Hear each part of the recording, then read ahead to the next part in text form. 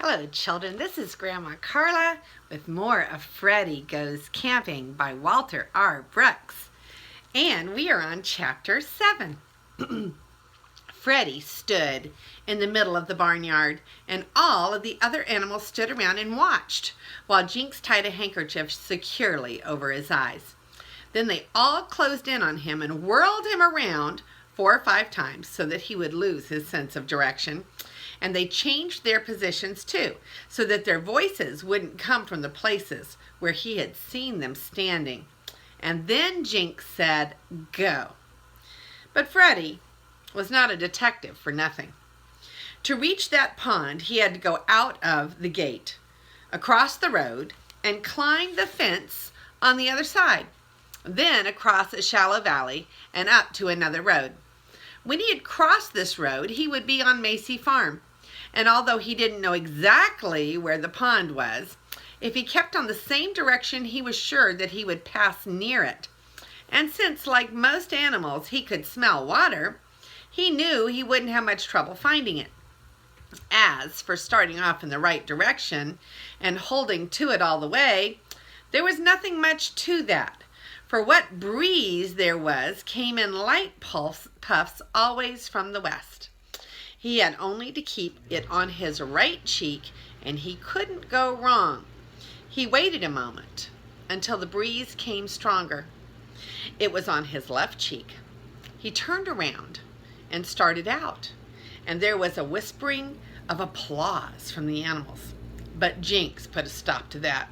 "Hey, shut up, will you?" he said. "Of course he can find the pond if you're going to keep telling him when he's going right. You can follow along if you want to, but if you keep your trap shut, or we'll call the whole thing off." After that, they kept still. So Freddy went out of the gate.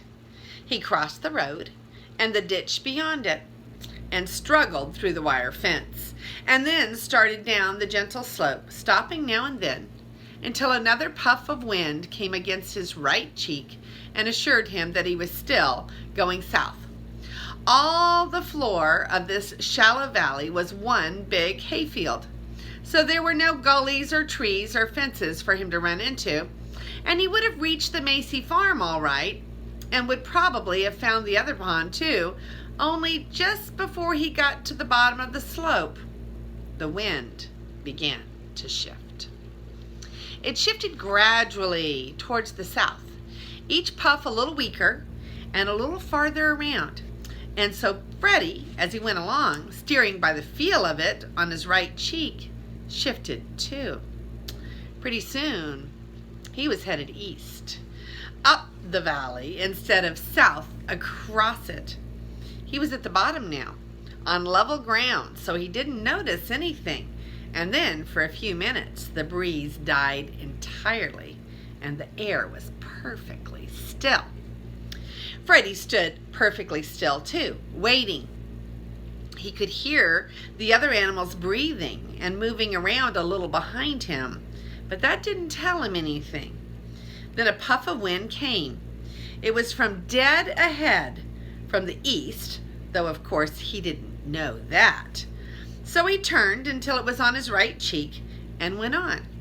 And in a minute, sure enough, the ground began to slope up, just as he had expected, and he plodded along right back the way he had come.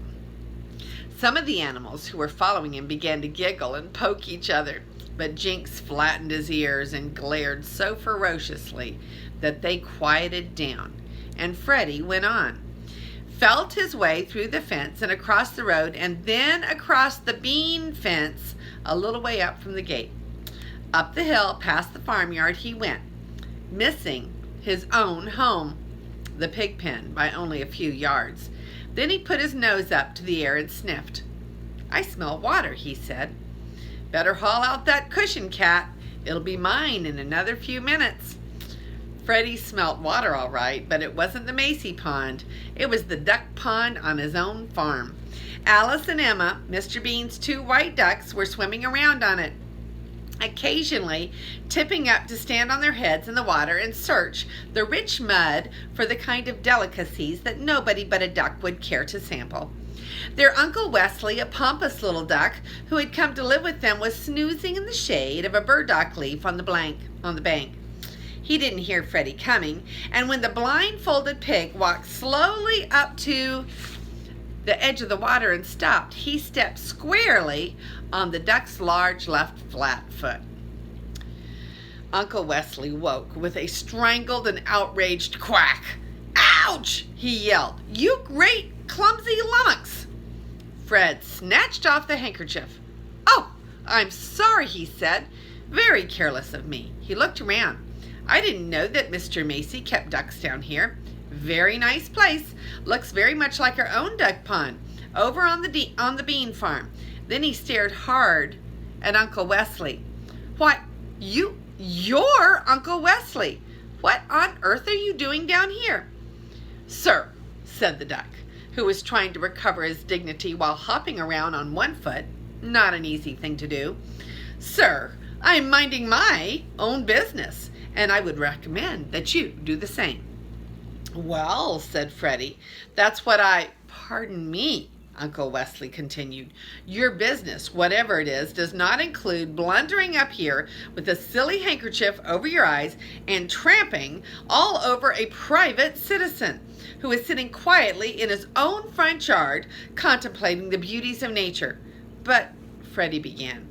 "As a private citizen," the duck went on, still hopping about, "I have my rights, and I intend to stand on them." "Well, all right," said Freddy. "Go on, do it, and quit jumping around. I can't talk to anybody who won't stand still. What did you have for lunch? Grasshoppers?" He turned to Jinx.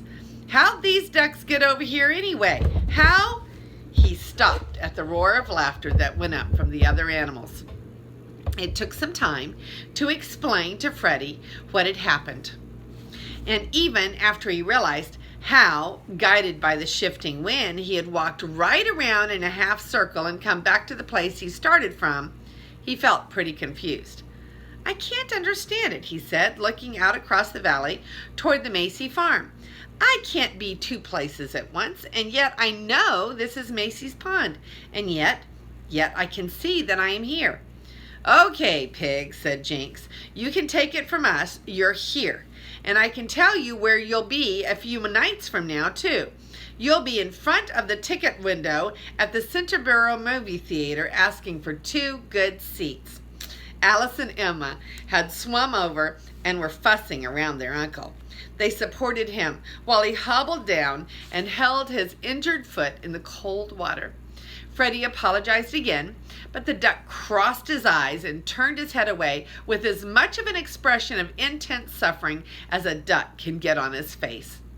"Come on, Freddy," said Jinx. "That chipmunk is waiting for you.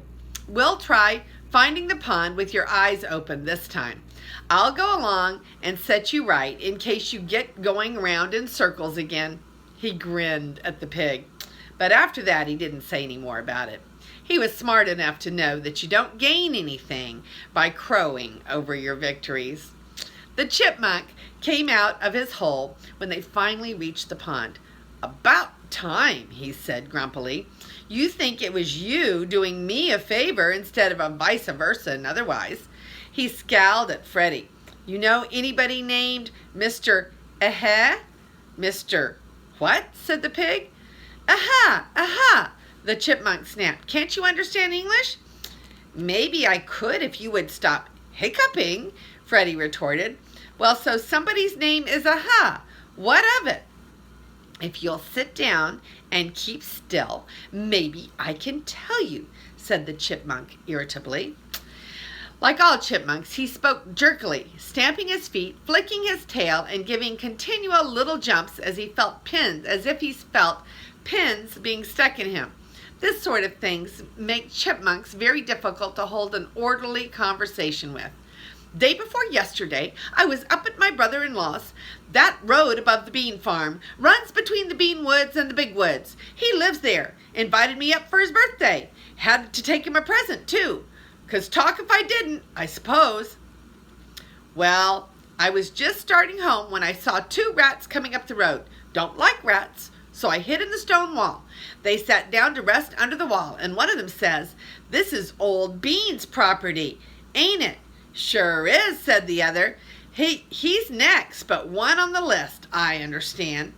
'When do we move in on old Camphor?' says the first, and the other says, 'Soon as Mr. Aha gets that hotel property. Simon wants him to take the bean farm next, but Aha says no, he's got to get Camphor's place first.' 'Be funny being back at Beans,' says the first. 'Boy, won't old Simon be happy. He sure hates those bean animals, especially that smart aleck of a pig. He says he's going to have him stuffed and set up in the in the front yard as soon as Mr. Aha gets the bean place.' They both snickered quite a while over that, and then they talked some more about how smart this Aha was. 'Seems like he's planning to get hold of all of the farm property in this part of the county, but I didn't quite get how he expects to do it.' 'I do,' said Freddy. 'This is more serious than I thought. He told the chipmunk what had happened at Lakeside. You see, he wrecks the property and scares out the owner, and then I suppose he plans to buy it cheap. Mrs. Fillmore is broke. She'll have to sell the hotel and take what she can get for it. But look, did you get any idea about who this Aha is or where he lives?' 'I sort of gathered that none of them know, even Simon. They only see him at night. He always wears a mask. He meets them somewheres every night, and they're scared of him. Seems as if they don't obey his orders, he'll cut off their tails. Don't suppose it hurts them much, but it's a terrible blow to their pride. Makes them look foolish, little stub of a tail.' He stopped and looked startled. 'Sorry,' he said, 'I forgot.' 'No offense,' said Freddy. 'I never had a long tail and wouldn't know what to do with it if I did. My tail's okay. It may not impress others much, but I like it.' 'Humph,' said the chipmunk. 'Well, I dare say it isn't much bother.' He glanced at his own elegant tail and then at Freddy's. 'Well,' he said, 'good afternoon,' and he darted into his hole. This is Grandma Carla with Chapter 7, and this is the starting picture on Chapter 7. Do you see Jinx tying the cloth around the pig's eyes, the blindfold, and here is Freddy stepping on the poor duck because he's blindfolded, and the duck says, "Ouch, you great clumsy lummox." And that is the end of Chapter 7, and next time we'll read Chapter 8. This is Grandma Carla, and I love you.